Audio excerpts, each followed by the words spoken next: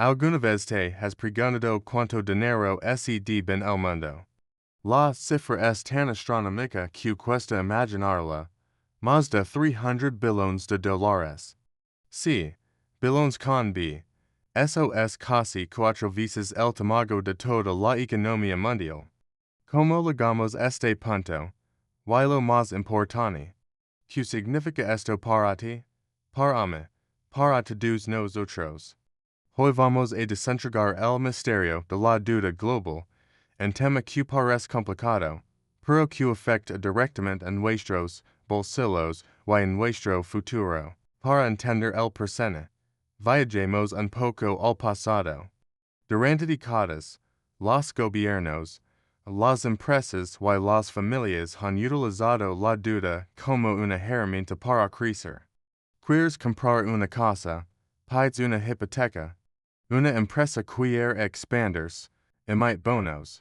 Un gobierno necesita construir carreteras o escuelas, pide prestado. Hasta aquí, todo normal. La deuda, usada con prudencia, es como el aceite que lubrica el motor de la economía, permite adelantar inversiones y financiar proyectos que, de otra forma, tardarían años en realizarse. El punto de inflexión llegó con la crisis financiera de 2008, para evitar un colapso total del sistema. Los bancos centrales de todo el mundo, como la Reserva Federal de Estados Unidos o el Banco Central Europeo, hicieron algo sin precedentes, inundaron el mercado de dinero barato. Bajaron los tipos de interés a casi cero. La idea era simple. Si pedir prestado es casi gratis, la gente y las empresas se animarán a gastar y invertir. Y así la economía volverá a ponerse en marcha. Y funcionó. Hasta cierto punto. La economía se recuperó, pero nos volvemos adictos al dinero fácil. Gobiernos, empresas que ya no eran tan productivas e incluso familias, siguieron pidiendo prestado a un ritmo vertiginoso. Era una fiesta donde la bebida era gratis y nadie quería que se acabara. En lugar de aprovechar esos ecos de bajos intereses para hacer las cuentas y prepararse para tiempos más difíciles, la deuda global no hizo más que crecer y crecer. Se creó una especie de burbuja gigantesca.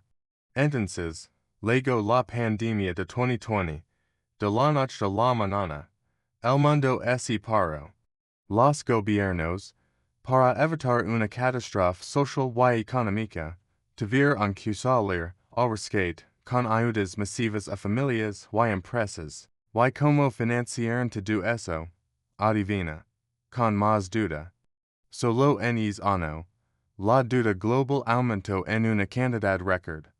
Fue una medida necesaria, una especie de tourniquet para detener la hemorragia, pero acadio todavía más presión una situación que ya era insostenible. Y justo cuando pensábamos que la tormenta pasaba, llegó otro problema, la inflación. Todo es dinero que se había inyectado en la economía durante años, sumado a los problemas en las cadenas de suministro por la pandemia y luego la guerra en Ucrania, hizo que los precios de todo se disparan. La gasolina, la comida, la electricidad. De repente, nuestro dinero valía menos. Aquí es donde la historia da un giro dramático. Para combatir esa inflación galopante, los bancos centrales no tuvieron más remedio que hacer lo contrario a lo que lo venían haciendo durante más de una década. Empezar a subir los tipos de interés, y lo hicieron de forma rápida y agresiva.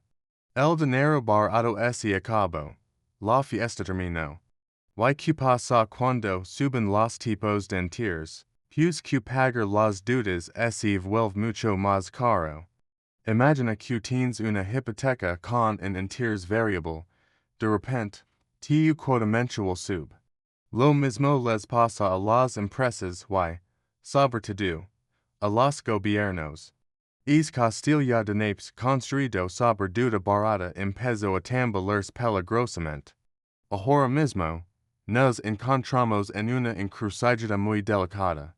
Tenemos, por un lado, una montana de deuda impagable y, por otro, os costos de financiación que no paran de subir. Es la tormenta perfecta. Los países más vulnerables, especialmente las economías emergentes, están al borde de la quiebra.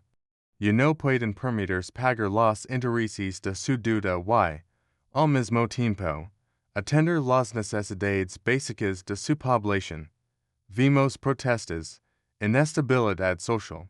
Son los primeros síntomas de una crisis de deuda a gran escala. Pero no pienses que esto solo afecta a países lejanos.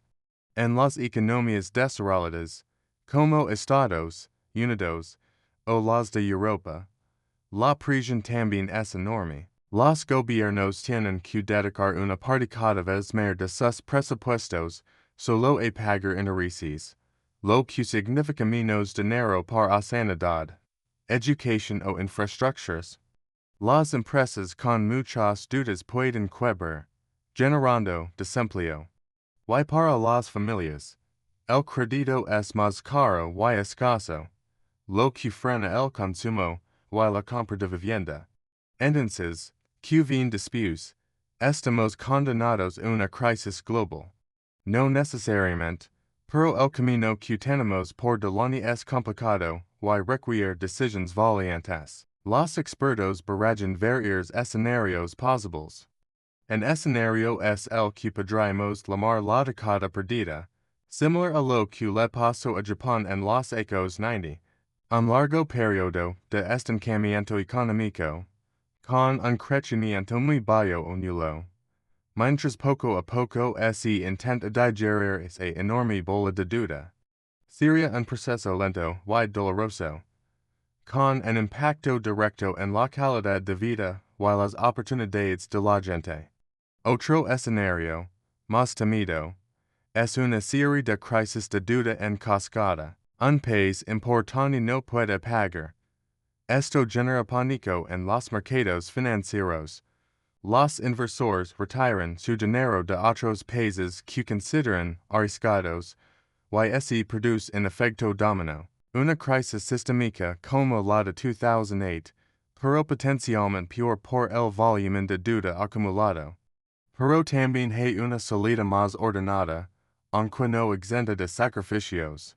Esta pasaría por una combinación de políticas inteligentes. Por un lado, los gobiernos deben poner en marcha planes creíbles para reducir su déficit, no con recortes salvajes de un día para otro, sino de forma gradual, priorizando el gasto eficiente y luchando contra el fraude fiscal. Por otro lado, se necesitan políticas que fomenten el crecimiento económico real.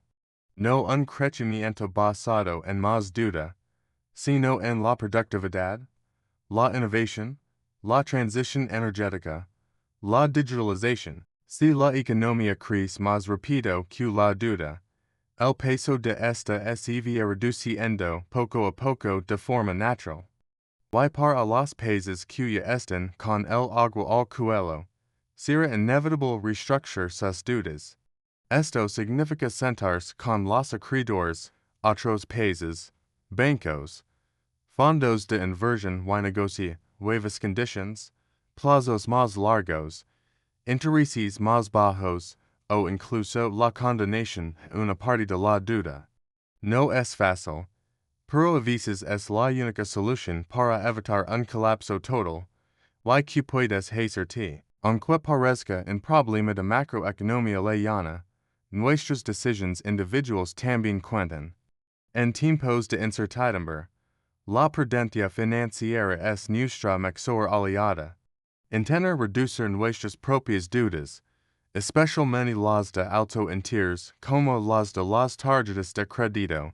Crear un pequeño fondo de emergencia y ser cautelosos con las grandes inversiones es más importante que nunca. Entender cómo funciona la deuda global nos da poder. Nos permite comprender mejor las noticias. Votar de forma más informada y tomar mejores decisions para proteger nuestra propia economía familiar. No es un tema solo para economistas. Nos afecta a todos. La era del dinero fácil ha terminado. Y ahora toca afrontar las consecuencias. El futuro no está escrito. Dependerá de la inteligencia y la cooperación con la que gestionemos este desafío histórico. Espero que esta explicación te haya sido útil para entender o de los retos a los que se enfrenta el mundo hoy en día.